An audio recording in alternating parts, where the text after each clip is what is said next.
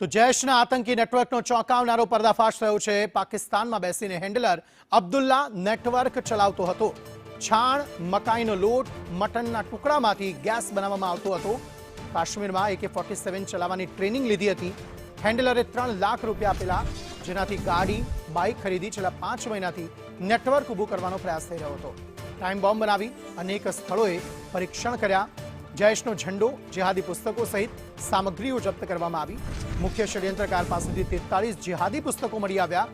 મુખ્ય આતંકી પાસેથી 43 જેટલા જેહાદી પુસ્તકો મળ્યા અને 3 વર્ષમાં 8 સ્થળે બ્લાસ્ટ ટેસ્ટિંગ કર્યાનો ખુલાસો થયો છે।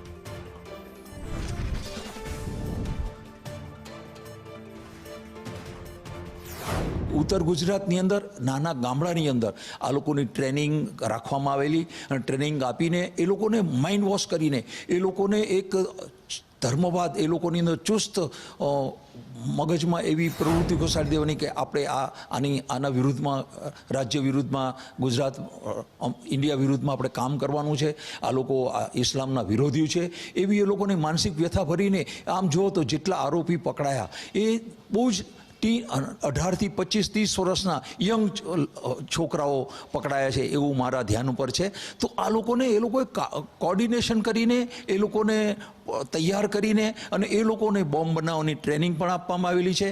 આની બાબતમાં આપણે જુઓ તો અજર મજૂર સાથેના એ લોકોના સંવાદો પણ મળેલા છે। એટલે આ લોકો એ લોકોની સાથે સંલગ્ન અને સંકલિત હોય એવું માનવાને 100% કારણ છે। મોટું નેટવર્ક છે। આવા નેટવર્કને પકડવામાં ગુજરાતે સૌથી મોટામાં મોટી સફળતા પ્રાપ્ત કરી હોય એવું જાણી શકાય। પણ અત્યારની પરિસ્થિતિ આપણે એવું ન કહી શકીએ કે તેઓ ઉગ્રવાદી જ હશે, પણ જે પ્રમાણે એમની પાસેથી જે દસ્તાવેજો અને જે પુસ્તકો મળી આવ્યા છે અને જે મીડિયા એના કેમેરા ખંગાલવામાં આવ્યા, તો એમના મિત્ર એમને જે પ્રમાણે કંઈક આપી રહ્યા હોય એવું લાગી રહ્યું છે। તો એના આધાર પર પોલીસે શકમંદ ગળી અને જે પ્રમાણે એને ધરપકડ કરી છે, તો એ અનલોફુલ જે એક્ટિવિટી પ્રિવેન્ટિવ એક્ટ પ્રમાણે આપણે કહી શકાય કે 167ના આધારે એમને પકડવામાં આવ્યા છે અને કોર્ટ નક્કી કરશે કે તેઓ સંદિગ્ધ છે કે નહીં। એમના જે પુરાવો છે અને એ સાથે સંયુક્ત રાજ્ય સરકાર અને મધ્યપ્રદેશની સરકાર સાથે મળીને બીજા જે 8 ઉગ્રવાદીઓ એ પણ સંદિગ્ધ છે એને પકડવામાં આવ્યા છે। એટલે મને એવું લાગી રહ્યું છે કે આવનારા સમયમાં ગુજરાતની અંદર એક મોટા પાયે જે એટેક કરવામાં આ લોકો અત્યારથી જે પ્લાનિંગ કરી રહ્યા હતા, તો એ પ્લાનિંગને નિષ્ફળ બનાવવામાં આવ્યું છે।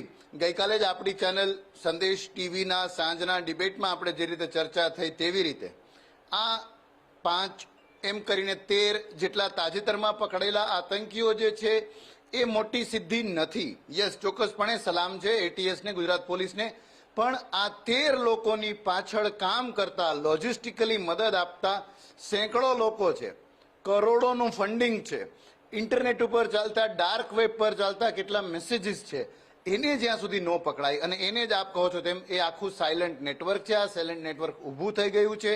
આ જ સાયલન્ટ નેટવર્કના શરૂઆતના પગલાં અને ઈશારાઓ આપણે જોયા હતા જ્યારે ગાંધીનગર અક્ષરધામમાં થયું અને એ આતંકીઓને પણ જે સપોર્ટ આપવામાં આવ્યો હતો અમદાવાદમાં, ગાંધીનગરમાં, બીજી જગ્યાએ અજમલ કસાબ માટે કહેવાતી રીતે કોઈ ગુજરાતના જ દરિયાઈ પોર્ટ શહેરમાં જે મદદ મળી, આ મદદ જ્યાં સુધી મળતી રહેશે, આ નેટવર્ક ઊભું રહેશે, ત્યાં સુધી આ આતંકીઓ માટેનું કામ બહુ સરળ થતું રહેશે।